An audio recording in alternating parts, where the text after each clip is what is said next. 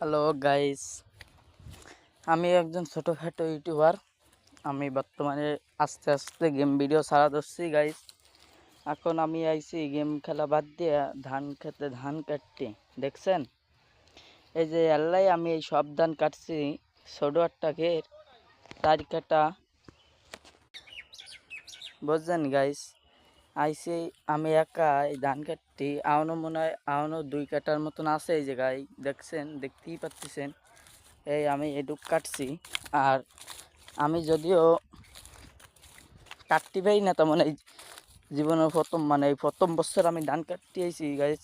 এই দেখেন, এই যে আমি আবার এই কেবল এই মাঝখান দিয়ে একটা পোজ দিতে লাগছিলাম। এই যে আমি কেবল এখানটা কাটতে লাগছিলাম।